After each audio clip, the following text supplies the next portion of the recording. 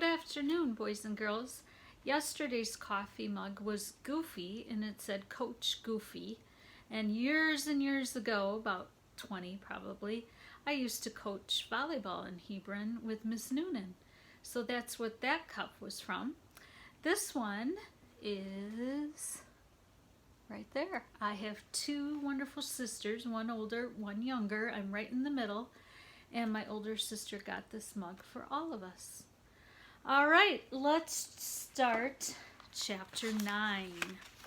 It's called Mrs. Brisbane Explains. After the custodian left, I noticed something odd beside my cage.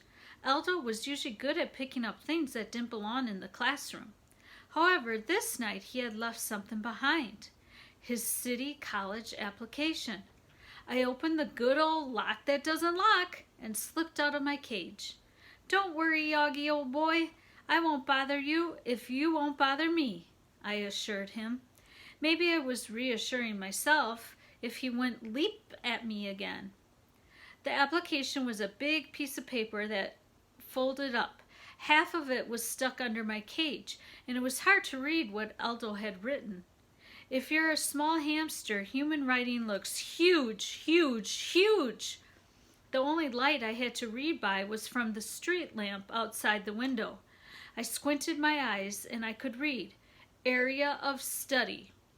On the line next to it, Aldo had written Teaching and scratched it out. On the line marked Recommendations, he hadn't written anything. I was tempted to get out my little pencil and write a nice recommendation myself, but a big college probably wouldn't care about the opinion of a small hamster, even a classroom hamster who could read and write. No, Aldo needed help from someone a lot bigger and more important than me. I knew who that person was. I just hoped she would help. I pulled the application out farther and neatly left it right between my cage and Og's. No splashing over here, Og, I warned my neighbor.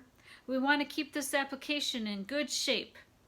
He didn't splash all night long. Who knows? Maybe Og understood me after all, even without ears.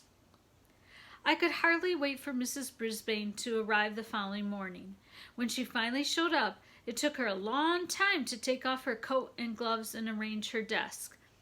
At last she strolled slowly over to my cage. Morning, Humphrey, she said with a smile. You're lucky you don't have to go out in this freezing cold weather. You can stay right here in your cozy cage. Stay in my cage? If she only knew. She turned to Og. Morning, Og. As you've heard in class, amphibians are cold-blooded, which means we've got to keep you warm. She smiled at Og and turned away. Wait! Stop! I shouted, jumping up and down. Look at the paper! She turned back and laughed. What's the matter, Humphrey? Are you jealous of Og? She leaned closer. You know you're my favorite hamster, and you mustn't let jealousy, that old green-eyed monster, get the best of you. Eek! A monster? I was about to dive into my sleeping house for protection, but then I remembered that jealousy is when you envy somebody else. Jealousy wasn't a real monster, just a giant bad feeling. Was that why I felt bad when everybody else paid attention to Og? I wasn't sure. After all, my eyes are brown, not green.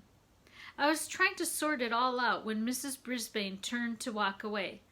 I'd forgotten something really, really, really important. The application! I shouted. I knew all she'd heard was squeaking, but I had to try. Mrs. Brisbane came back to the cage. For goodness sakes! Calm down, Humphrey. I didn't calm down. I started squeaking and jumping and jumping and squeaking because I couldn't think of anything else to do except open the cage door and hand her the application. I couldn't do that because she'd find out about the lock that doesn't lock. What's this? Mrs. Brisbane picked up the application. Whew! And started to read.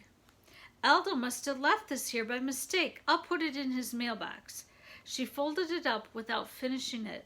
Tell her, Og! Help me! Help Otto! I was shrieking more than squeaking now, and to my amazement, Og let out a rather large boing, which I really appreciated. What's the matter with you two? It's an application. It's private. Boing, boing. Squeak, squeak, squeak. Working together, we kept up the noise making, and Mrs. Brisbane looked confused. She opened the application and started reading. Thank goodness, because I was getting quite hoarse. Well, well, Aldo is applying to go back to college. That's a good idea. And he wants to study... She stopped and stared a bit longer. He wrote in teaching, but he crossed it out again. I wonder why. Ask him, I shouted with the last bit of my voice. I'd better give Aldo a call, said Mrs. Brisbane. Hi, Mrs. Brisbane, a loud voice yelled. It was, lower your voice, AJ. Mrs. Brisbane greeted him and folded up the application. She took it to her desk and didn't look at it again all day. There was nothing to do now but keep my paws firmly crossed, which I did. Sometime in the afternoon, I must have dozed off, but I was awakened by a now familiar noise. Chirrup! That was the sound of a cricket. This time it was coming from the middle of the room. Mrs. Brisbane, a voice called out. Chirrup! Our teacher looked away from the board where she was writing out a math problem. Yes, Kirk? I think a cricket got loose. Kirk pointed to the floor near the table. Well, pick it up, please, Mrs. Brisbane said. Chirrup! Chirrup! Kirk bent down and cupped his hands, touching the floor. I've got it. Good. Now please put it back where it belongs. Kirk lifted his hands and sat upright in his chair. I don't know, Mrs. Brisbane. I think it might get away. Everyone was watching as Kirk stood up and started walking towards the cabinet where the crickets were kept. As he passed by Heidi, he suddenly opened his hands up right over her head. Oops! Dropped it! Sorry, Heidi! Heidi leaped up and started running around the room, shaking her head and running her hands through her hair. Help! Get it off me! Get it off! She screamed. Everyone was laughing. Everyone except Mrs. Brisbane. Kirk Chen, you find that cricket, she said in a very stern tone of voice. Now! Kirk grinned. There was no cricket. I was making that noise. Heidi stopped jumping around and glared at him. Hear it? Chirp, chirp. Kirk really sounded like a cricket. Boy, that Heidi Hopper sure can hop, he added.